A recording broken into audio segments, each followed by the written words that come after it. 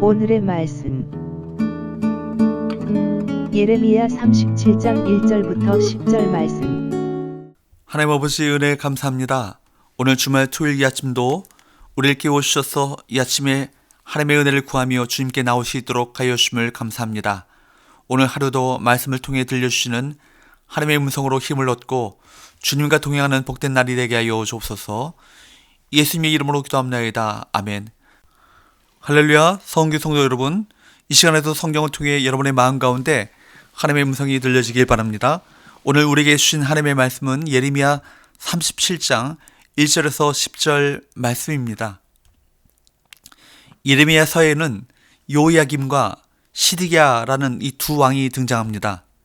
요야김, 그는 애굽에 의해 왕으로 임명된 자로 말씀이 기록된 두루마리를 칼로 베어 불태워버렸던 인물입니다.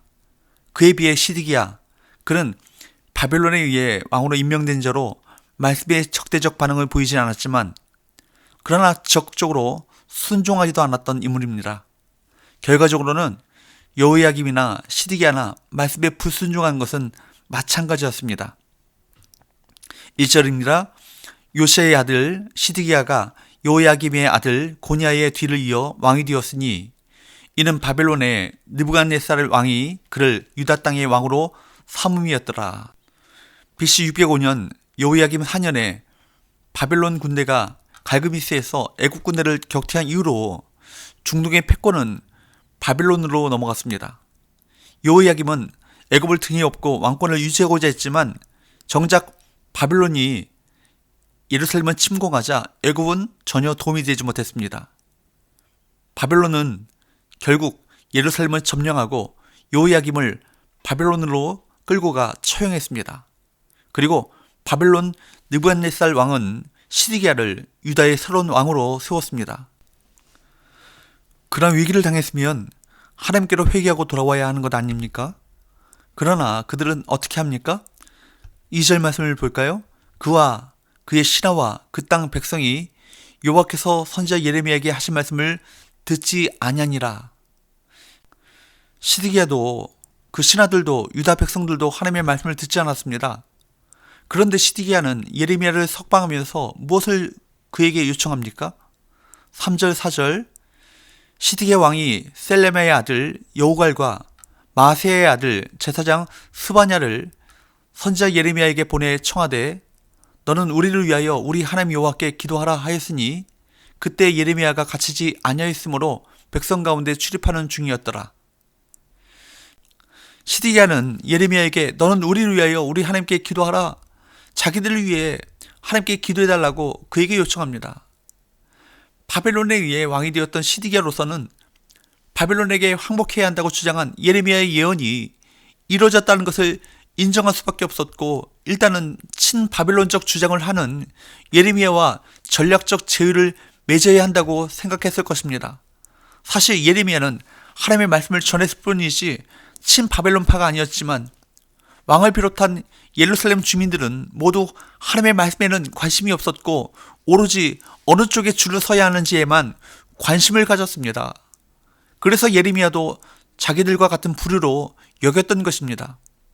그런데 시드기야가 예레미야에게 기도해달라고 한 이 요청은 하나님의 뜻을 묻고자 함이 아니었습니다. 애굽의 힘을 이용해 바벨론을 물리치려는 계획이 성공할 것이라는 대답을 듣고 싶었을 뿐입니다. 이미 선포된 하나님의 말씀을 거부하고 자신의 계획을 위해 기도를 요청하는 것은 하나님을 섬기는 것이 아니라 하나님을 도구로 이용하려는 교만한 행위인 것입니다. 현재 우리 기도 중에도 이렇게 잘못된 동기와 목적으로 드리는 잘못된 기도가 적지 않습니다. 하나님의 말씀에는 관심이 없고 오직 자신의 욕심을 따라 계획을 세워놓고 그 계획이 성공하도록 도와달라고 촉구하는 것은 잘못된 기도입니다. 우리가 드리는 기도 중에 내 욕심을 따라 구하는 기도가 어떤 것인지 생각해보고 주님의 뜻대로 구하는 기도로 바꾸시길 바랍니다. 결국 거짓 믿음을 가지고 있었던 시드기야는 자기 무덤을 자기가 파는 결과를 맞이합니다. 얼마 지나지 않아 어떤 일이 벌어집니까? 5절 말씀을 보면 시드기야 왕은 바벨론을 배반하고 애굽을 끌어들여 유다로 진격하게 했고 이 소식을 들었던 바벨론 군대는 일단 예루살렘에서 철수합니다. 이렇게 해서 예루살렘에는 다시 친애굽파들이 득세하게 되었습니다. 이때 하나님은 예레미야를 통해 바벨론 군대가 돌아올 것이라는 말씀을 선포하십니다. 6절에서 8절입니다. 여호와의 말씀이 선지자 예레미야에게 임하여 이르시되 이스라엘의 하나님 여호와께서 이와 같이 말씀하시니라. 너희를 보내어 내게 구하게 한 유다의 왕에게 아뢰라. 너희를 도우려고 나왔던 바로의 군대는 자기 땅 애굽으로 돌아가겠고 갈대아인이 다시 와서 이 성을 쳐서 빼앗아 불사르리라. 요야김처럼 하나님을 의지하는 것이 아니라 애굽을 의지하게 되면 바벨론 군대가 예루살렘에 다시 와서 파괴하고 불살할 것이라는 말씀입니다. 9절에서 10절 말씀을 보게 되면 설사 바벨론 군대가 유다에게 피해서 부상자들만 남는다 해도 그들이 일어나 예루살렘을 점령하고 불살할 것이라고 하면서 예루살렘의 멸망을 분명하게 선언하십니다. 그런데 친애굽파가 득세하고 있는 이 상황에서 이 말씀을 전하기란 매우 위험했습니다. 이 말씀 때문에 예레미야는 다시 박해를 당할 수 있었습니다. 하지만 예레미야는 상황에 따라 말을 바꾸거나 자기의 안위 때문에 말씀을 전하기를 거부하는 자가 아니었습니다. 이것이 바로 신앙인의 모습입니다. 하나님은 어떤 상황에서도 당신의 말씀을 바르게 전하고 순종하는 자를 찾으십니다. 시드기야 왕처럼 상황에 따라 다르게 처신하는 것은 결코 지혜로운 태도가 아닙니다. 기도의 내용을 보면 믿음의 수준을 알 수 있습니다. 자기를 부인하고 하나님을 자기의 삶의 주권자로 인정하는 성도의 기도는 하나님을 기쁘시게 하며 응답의 복을 받게 됩니다. 우리는 예레미야처럼 하나님의 말씀과 하나님의 뜻을 따라 기도하고 순종해야 합니다. 예레미야는 상황과 관계없이 하나님의 말씀만을 의지했고 그 말씀을 전했습니다.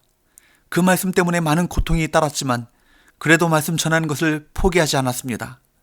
우리는 예레미야처럼 세상을 두려워하지 말고 오직 하나님의 말씀을 굳게 붙잡아야 합니다.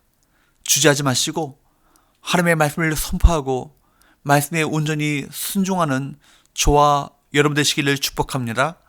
기도하겠습니다. 하나님 아버지, 본문의 말씀을 통해 많은 부끄러움을 느낍니다. 평소에는 주님과 상관없이 살다가 어려운 위기가 앞에 처할 때에야 비로소 주님을 찾는 우리의 모습이 위기 앞에 시드기야의 모습과 참 닮아 있습니다. 세상에 의지할 것, 세상의 헛된 우상을 내려놓고 주님만 의지하며 믿음으로 살아가게 하여 주옵소서. 예수님의 이름으로 기도합나이다. 아멘.